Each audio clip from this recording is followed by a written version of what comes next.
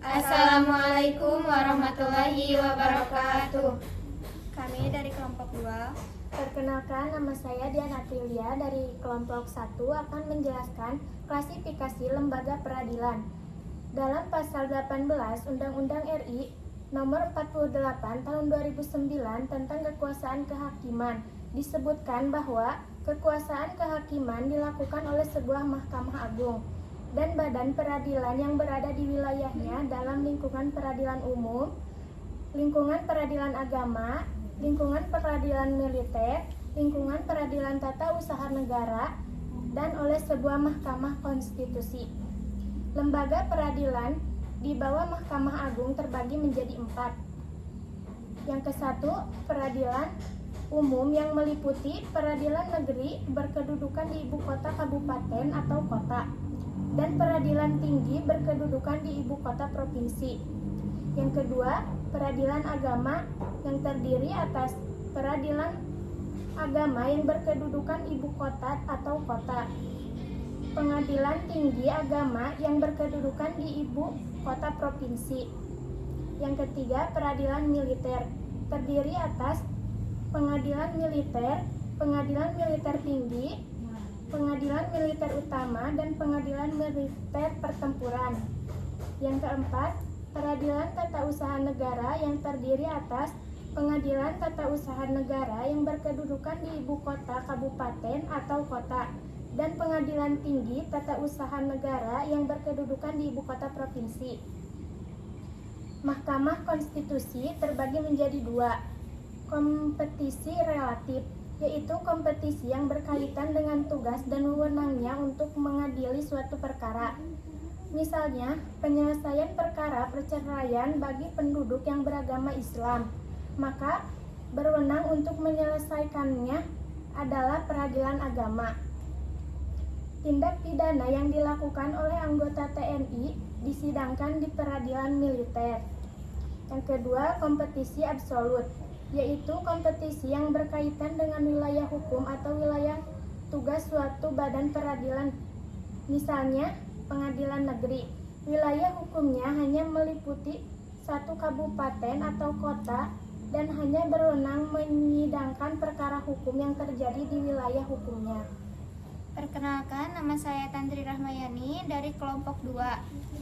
Tingkatan lembaga pengadilan. Pengadilan tingkatan pertama, pengadilan ini dibentuk berdasarkan keputusan presiden dan berwenang mengadili wilayah tingkat kabupaten atau kota.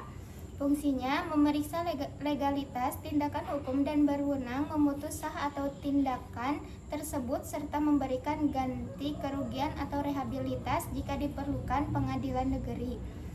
Pengadilan tingkat kedua, daerah hukum. Pengadilan meliputi satu provinsi. Fungsi memimpin pengadilan negeri di wilayah hukumnya, mengawasi jalannya peradilan, menilai kinerja hakim, serta memberikan arahan, teguran, atau peringatan kepada pengadilan negeri.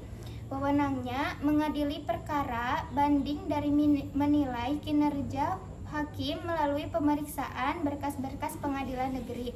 Selanjutnya, kasasi oleh Mahkamah Agung. Kedudukan Mahkamah Agung sebagai puncak semua pengadilan dan sebagai pengadilan tertinggi dan memberi pimpinan kepada pengadilan, mengadili yang bersangkutan. Wewenang Mahkamah Agung dapat dalam kasasi membatalkan atau menyatakan tidak sah putusan pengadilan tinggi yang salah atau tidak sesuai hukum seperti kelalaian, memenuhi syarat hukum, melampaui wewenang, atau salah menerapkan hukum. Berdasarkan Undang-Undang Republik Indonesia Nomor 5 Tahun 2004, perangkat Mahkamah Agung terdiri pimpinan, hakim anggota, panitera, dan sekretaris. Mahkamah Agung diatur oleh UU RI Nomor 14 Tahun 1985 tentang Mahkamah Agung dan Undang-Undang Republik Indonesia Nomor 3 Tahun 2009 tentang perubahan kedua atas Undang-Undang Nomor 14 Tahun 1925 tentang Mahkamah Agung. Perkenalkan, nama saya Risa dari kelompok 4 akan menjelaskan perangkat lembaga peradilan. Yang pertama, Mahkamah Agung. Tugas dan fungsi melaksanakan kekuasaan kehakiman di tingkat kasasi. Memberikan pembinaan kepada semua pengadilan di bawahnya, umum, agama, militer, dan tata usaha negara. Mengawasi pelaksanaan hukum di Indonesia agar berjalan adil dan sesuai. 2. Mahkamah Konstitusi. Tugas dan fungsi memeriksa dan memutus perkara terkait konstitusionalitas undang-undang, menangani sengketa kewenangan lembaga negara, memutuskan pembubaran partai politik, mengadili perselisihan hasil pemilu. 3. Komisi Yudisial. Tugas dan fungsi mengawasi perilaku hakim agar tetap berintegritas dan independen, mengusulkan pengangkatan hakim agung, menyelesaikan laporan masyarakat terkait pelanggaran kode etik hakim. 4. Mengadili khusus pengadilan niaga, menangani perkara terkait niaga termasuk kepailitan.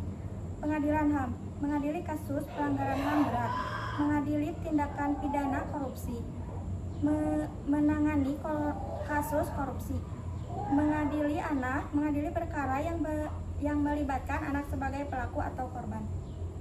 Perkenalkan, nama saya Yulianti Nurdiani Hasanah dari kelompok 7. Saya akan menjelaskan peran lembaga pengadilan. Lembaga peradilan di Indonesia memiliki peran yang sangat penting dalam menjaga keadilan dan menegakkan hukum. Masing-masing lembaga mempunyai peran. 1. Mahkamah Agung. Mahkamah Agung adalah lembaga peradilan tertinggi di Indonesia. Perannya adalah memastikan keadilan ditegakkan, terutama melalui pengadilan di tingkat kasasi, yaitu tahap akhir dalam proses hukum. Selain itu, Mahkamah Agung juga mengawasi jalannya peradilan di bawahnya, seperti peradilan umum, agama, tata usaha negara, dan militer, agar semuanya berjalan sesuai hukum yang berlaku.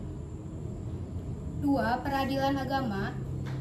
Peradilan agama berfokus pada penyelesaian kasus-kasus yang terkait dengan hukum Islam.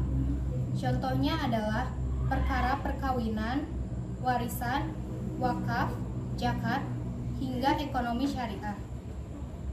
Lembaga ini bertujuan untuk memberikan keadilan dalam isu-isu keagamaan yang dihadapi masyarakat muslim. 3. Peradilan tata usaha negara. Peradilan ini menangani sengketa yang melibatkan warga negara atau badan hukum dengan penjabat pemerintah. Sengketa tersebut biasanya berkaitan dengan keputusan tata usaha negara yang dianggap merugikan. Dengan kata lain, lembaga ini menjadi tempat masyarakat mencari keadilan jika merasa dirugikan oleh kebijakan administrasi pemerintahan. 4. Peradilan militer.